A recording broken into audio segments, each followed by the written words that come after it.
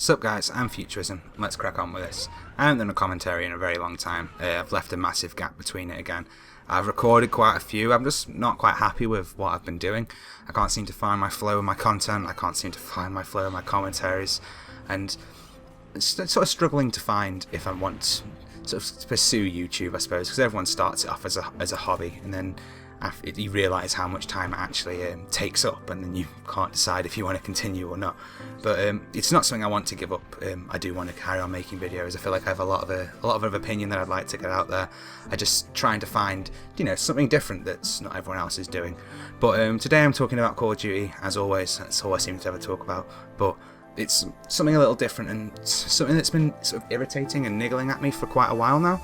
And it's Activision's way of making you buy extra sort of peripherals for your Xbox to make you better at a game. And I noticed this for the first time in Call of Duty Ghosts, because up until Call of Duty Ghosts I didn't have a headset.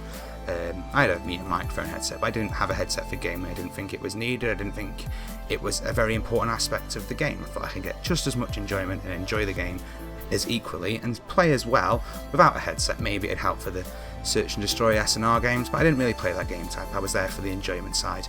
In Ghosts, I'll admit, I did get a bit more competitive and I wanted to play better, but I noticed I'm sort of beating around the bush, it's the perk Amplify.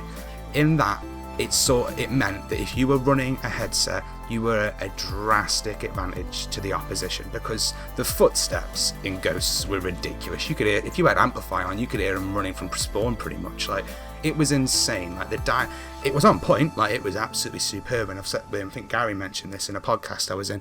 He said how the sound effects in Ghosts were incredible, and I completely agree. Like, it sounded way more realistic than any other Call of Duty had up until that point. But Amplify, I'm getting away from the point, Amplify meant that if you had a headset, you were in advantage, so go out, buy a headset and you'll be a better player. And that really didn't sit with me very well at all. I thought, wait a minute, what if Call of Duty got a backhand deal with Turtle Beach here, where they'll sell some Call of Duty headsets? And yeah, there was Call of Duty headsets that came on the market. You get them in bundles with the disc, and it sort of took me back a bit. I'm like, I can see what you're doing here, Activision. You're trying to play a sly one on me, but you're not going to slip that past me so easily.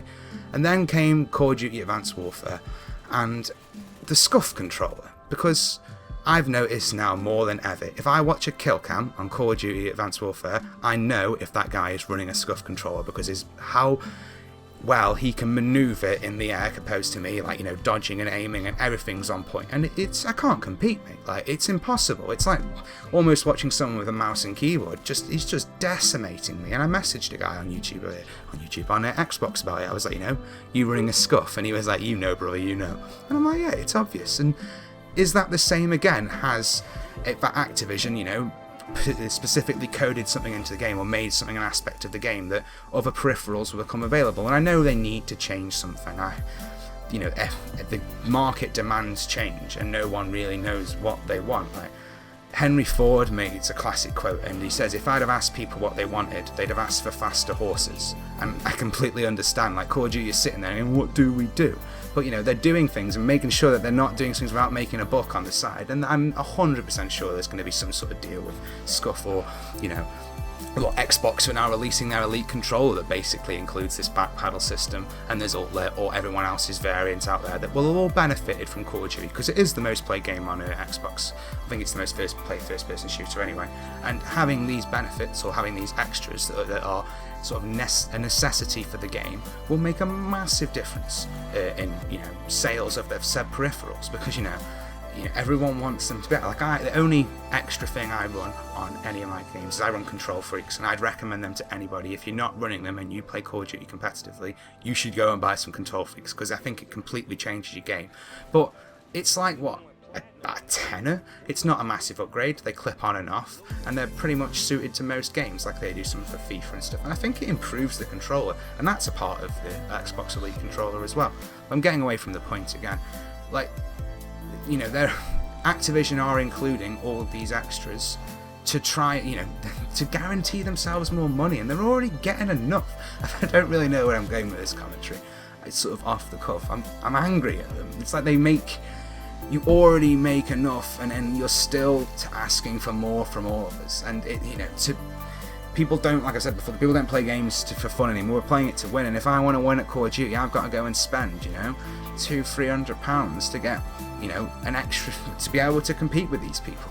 And the thing you'll find is, I find the most, is it's not, you know, people like myself or the older gamers that are running all these extras. It's, you know, 13, 14-year-old kids, which is pretty much Call of Duty's target audience now, because their parents don't understand why they need it, so they haven't got to sell it to the parent. They haven't got to sell it to the person who's spending the money. They just need to sell it to the person, you know, who's playing the game. And a 13, 14-year-old kid will do a damn sight better job at tearing some money out of their mum's purse than Activision can. So why would they try and market it towards me? Why would they try and, you know, tend the game towards a gamer? Because at the end of the day, that's not the person who's got the most amount of money. That's not the marketing demographic that's going to make them, you know, a lot of money. Like, and I'm also concerned, what's going to come in Black Ops 3? Are we all going to need VR HUDs and an Oculus Rift to be able to compete now? Like, I've seen that the heads-up display is quite nice and slanted, and the first thing I thought, went, oh, that'd look nice on a VR setup, you know, that looks way, you know, like you're wearing goggles, and maybe if I was wearing goggles, you know,